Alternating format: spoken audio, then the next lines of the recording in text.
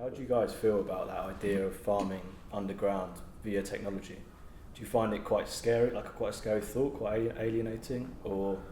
I think that's where we're going to have to start moving towards in the future with everything that's happening. That's just seems like the logical and I guess most effective way that we're going to be able to survive. Like, especially obviously population growth is like quite big, and like I think it was like by 2050 there's going to be like 10 billion people on the planet or something like that, which is crazy. And like obviously the major cities are just going to become more and more overpopulated. And you don't really want to be, I don't know, shipping produce from like, let's just say Africa to the UK when you can save all that energy and like pollution and just grow the same product but in the UK, and just localize it all. It would not only bolster the economy within the UK, but it would also make food taste much nicer.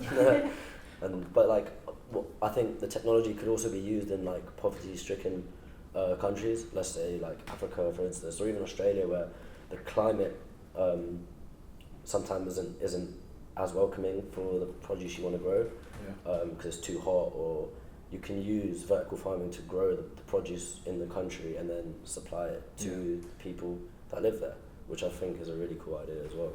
Yeah, to follow your point, I think also like socially, like all the system, like hydroponic system, vertical farming, I think is a real solution also, like to build like community within even like big city like London. It'd be interesting to see like this whole building actually working together to feed themselves with what they are growing, right? I was going to say that, the idea of community coming together and they can actually share what they're growing is a lot more localised rather than it, because I think we have become disconnected from the things, from the things we eat and stuff. We just get it shipped in from so far away, and also with climate change, there's going to be potentially a lot of desertification of land, and a lot of land isn't going to be able to be farmed on and stuff. So it's these things, and like you said, being able to then come together as a community, be it with food, be it with energy. I'm just surprised I don't see it more often.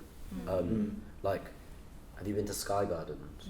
And like, it's all nice, it's all like, it looks aesthetically pleasing and stuff, but it's like, you've got plants everywhere, which is cool, fair enough, but they have restaurants in Sky Gardens, and it's like, you could instead of growing plants there, which is cool, you could potentially just grow produce and then feed your restaurants in the building.